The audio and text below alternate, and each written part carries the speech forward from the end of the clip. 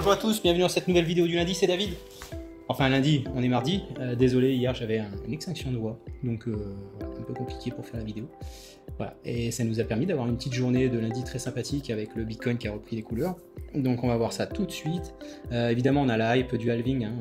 On avait vu ça ensemble dans des dernières vidéos, que l'idéal serait une contraction un petit peu des prix à ce niveau-là, et puis ensuite démarrage du bull run, comme il y avait eu lors du précédent halving. Bon, malheureusement on avait eu le Covid, ce qui fait que ça c'est un petit peu à prendre entre parenthèses, mais on aurait eu normalement une consolidation ici, et ensuite donc la bulle spéculative qu'on a vécue en 2021. Voilà, donc on est toujours dans les mêmes conditions, tant qu'on n'est pas allé casser le support des 32 000, on peut voir vers le haut pour tout ce qui est Bitcoin et crypto-monnaie. Alors bien sûr, malheureusement, j'ai espéré que ça tienne pour durant la semaine dernière, mais cette mèche là nous a juste exécuté 3 stop loss, donc là c'est vraiment dommage parce que on assiste à un beau rebond. Bon, ça nous a permis de prendre d'autres positions. Actuellement on a 7 positions qui, si le marché nous donne raison, vont largement combler les 3 stop loss qu'on a eu lors de la semaine dernière, et également les différents stop loss des semaines précédentes, parce que ça va nous permettre aussi de sécuriser plusieurs trades et d'en prendre d'autres au fur et à mesure de la consolidation, pour ensuite se constituer un beau portefeuille. Si le marché donc nous donne une bonne orientation avec un beau bull run, en plus on va remonter nos take profit. Donc très bien, on verra ça plus tard, mais pour l'instant pas de soucis à l'horizon. En plus on a le halving qui est là, on a les supports, on a montré, enfin le Bitcoin a montré que on avait inversé la tendance baissière des derniers mois, donc c'est très positif pour l'instant.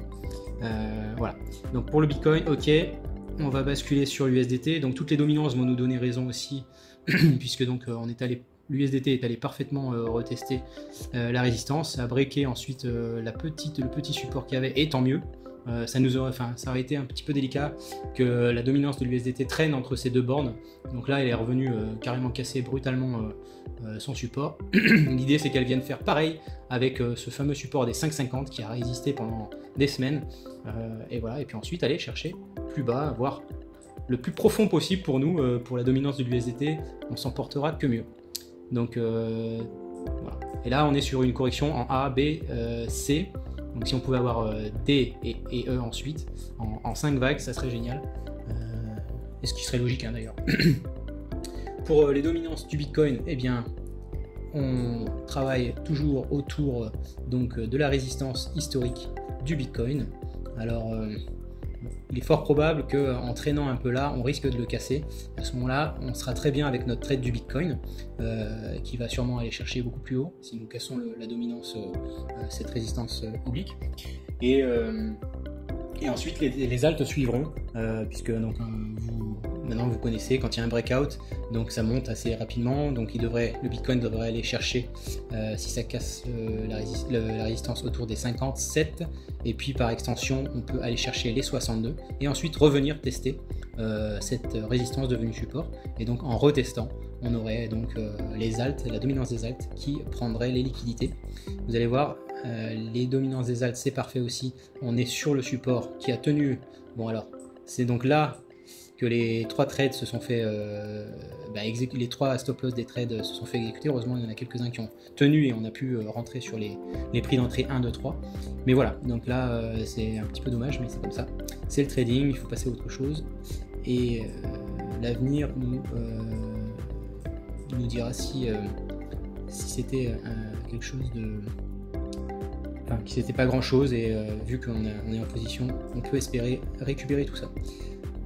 Donc sur la dominance des altes, voilà, tant qu'on est au-dessus des 12%, on peut très bien aller rechercher d'ailleurs le support oblique à 11%.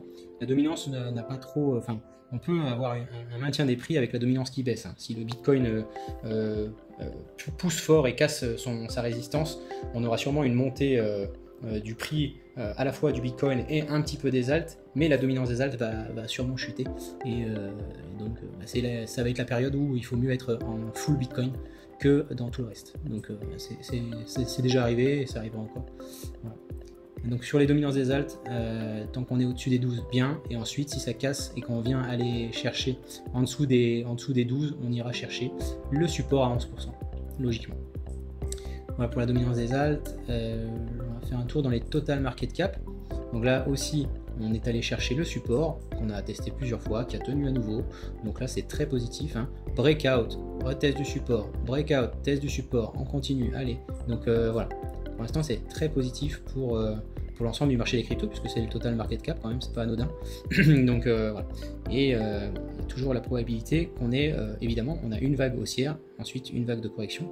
Maintenant, comme je l'avais dit lors de la première vidéo, on peut aller chercher là-haut, et ensuite, hein, voilà, je vais pas le refaire.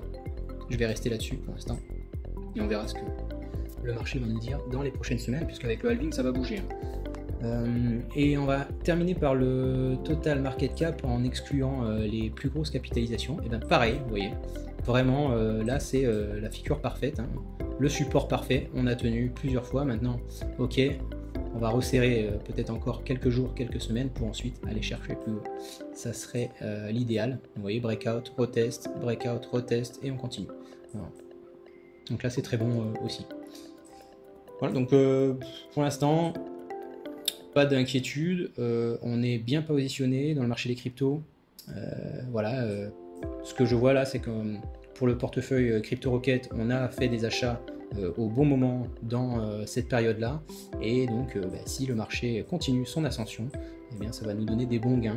Et ensuite, CryptoRocket, CryptoPilot, on va tout faire pour avoir des belles positions aussi et se constituer aussi notre petit portefeuille pour profiter du prochain bull run, prochaine bulle spéculative si possible, parce que tant qu'à faire, autant prendre la bulle spéculative, comme ça sera très bien. Voilà, je vous souhaite une excellente semaine et je vous dis à lundi prochain ce coup-ci. Merci.